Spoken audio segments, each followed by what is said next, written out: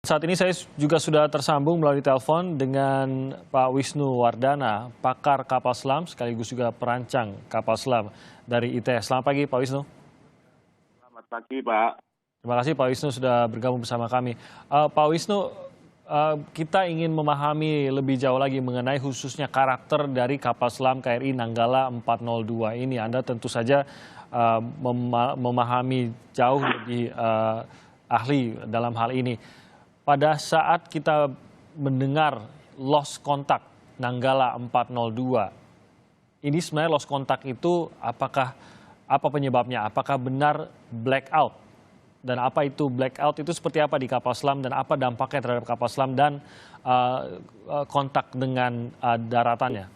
Komunikasi kapal selam itu ada dua hal. Kalau dia ada di permukaan menggunakan radar, tetapi kalau kapal selam itu ada di bawah permukaan, dia menggunakan sonar. Karena kita tahu bahwa radar itu tidak bisa menembus permukaan air. Karena komunikasi di bawah permukaan air itu oleh karena itu menggunakan sonar. Jadi kalau ada lost contact, tergantung apakah KRI Nanggala itu ada di permukaan atau ada di bawah permukaan. Iya. Jadi kalau di atas permukaan dia memakai radar, berarti lost contact itu diakibatkan atau malfungsi daripada radar itu. Nah, kalau dia itu ada di permukaan radar, maka sudah pasti putus kontak itu diakibatkan oleh malfungsi dari radar sonar itu. Oh, kalau di bawah air berarti malfungsi dari sonar gitu ya? Iya, okay. Betul Pak. Ada keterangan bahwa sebenarnya hilang kontak itu cukup sering terjadi, namun hanya dalam hitungan di bawah 3 jam biasanya akan tersambung kembali. Benar begitu? Ya. Kalau itu apa penyebabnya tuh?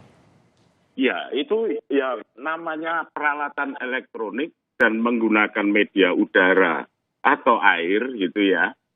Pasti ada banyak variabel yang mempengaruhi konektivitas itu. Jadi kalau ada di bawah air ya salinity-nya terpengaruh, kondisi air temperatur mempengaruhi, dan seterusnya. Jadi kondisi variabel air itu juga mempengaruhi performance dari sonar itu. Nah, itulah yang seringkali memang variabel-variabel air itu ya tidak match dengan dengan fungsi dari peralatan sonar yang disediakan itu. Berarti memang benar ya Pak, Anda bisa mengkonfirmasi hilang kontak itu wajar, tapi memang ada batasannya, kewajarannya sampai berapa lama begitu ya Pak? Saya kira begitu, ya. Karena kita tahu bahwa ketidakberesan atau ketidaksesuaian kondisi air itu akan mempengaruhi kontak atau tidak kontaknya hubungan sonar itu. Kalau melihat durasi yang saat ini Pak, ini kan sudah dari kemarin pagi hilang kontaknya, informasi dari pukul 3 pagi kemarin waktu Indonesia bagian tengah, hingga saat ini kan sudah jauh lebih melebihi 24 jam begitu. Ini betul. Apa analisa Anda terhadap hal ini? Saya curiga ya maaf ya, saya ngomong apa adanya ini. Kapal Nanggala itu adalah kapal yang didesain tahun 80-an. Ya toh.